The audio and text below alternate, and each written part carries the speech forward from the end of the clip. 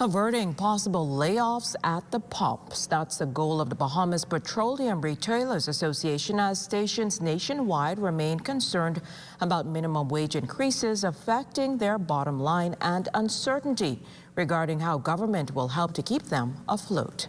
Our Lloyd Allen has more. Honey, everything okay? Everything's fine.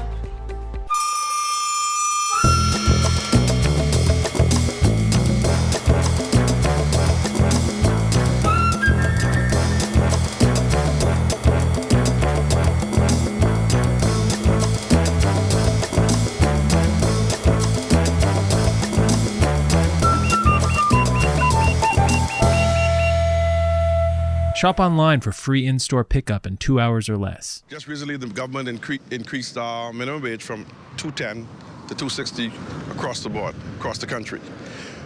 So that's definitely will have a major impact on the fuel industry.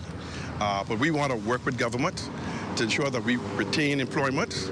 Vice President of the Bahamas Petroleum Retailers Association, Vasco Bastian, says members of his association are in full support of minimum wage requirements. However, a dated profit margin cemented by the government for several decades leaves few options to retailers. Gas station operators do not pay business license on net profit.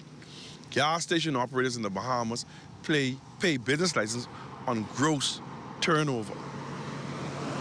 So if you made $5 gross and your expenses and everything else have you in the negative $2, you don't pay business license on the negative $2. You pay business license on the gross $5. Bastian says since the announcement, a number of considerations have been made to offset the increase, including self-service. So those persons that want to pump their own gas, they can pump their own gas. So we strike a balance. We don't have to lay off people, but we could have some pump self-service, some pump full service. That is also a model that we need to look into in the Bahamas. But even with this, the association is asking for further dialogue with government. We haven't made any adjustments. We haven't made any laid off. And I don't know if we're going to do it immediately, but I know that minimum wage will have a significant impact in your cash flow, and it will have a greater impact in your bottom line if you have a bottom line. Meantime, Economic Affairs Minister Senator the Honorable Michael Halkitis says while the road ahead remains uncertain, efforts are being made to appease all parties while government continues to cushion itself in an ever-evolving economic landscape. It's an ongoing exercise. We'll have to survive, but our ability and the quality of life that we'll be able to sustain, that depends on us being able to get our affairs in order.